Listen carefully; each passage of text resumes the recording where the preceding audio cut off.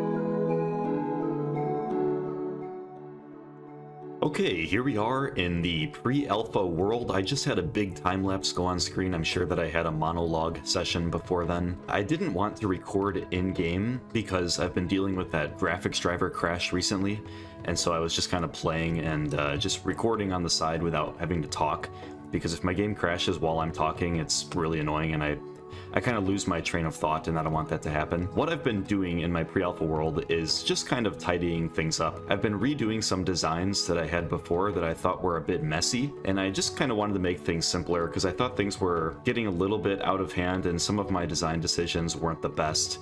They weren't really turning out to be all that I wanted them to be. The most obvious change that I did was in the center here. You can see that all the glowing trees and bushes are gone. They used to be the same color as these lamps over here, but then I got rid of them. And the reason I did that is because, maybe I'll put a screenshot of what I mean on screen right now. When you're looking down on the trees and the bushes from above, it looks like there's just too many black outlines around the lights, I guess, from where the lights are interacting with each other. And there's just little patches of darkness and stuff that I didn't really like that much. The colors of the trees and the bushes themselves, honestly, not the best. I thought that it would look better in the end. Maybe it would have looked a little bit better had I used every color. But yeah, I don't know.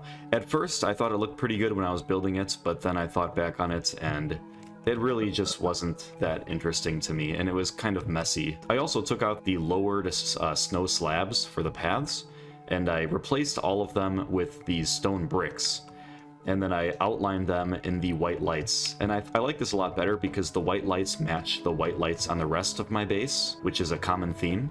And the bricks are just a new block that I've never used before that looks a little bit better, I suppose. You can actually see them, unlike the snow slabs, which you had a hard time seeing. The same thing going into this tunnel here, into the block gallery, which isn't finished yet. I haven't changed anything in the gallery, but this road going up to the gallery is also the stone brick, and I'm going to continue using this pattern. I also replaced the inner snow tiles in the observatory with stone brick. I also stopped the spiral of white lights from coming all the way down to the bottom.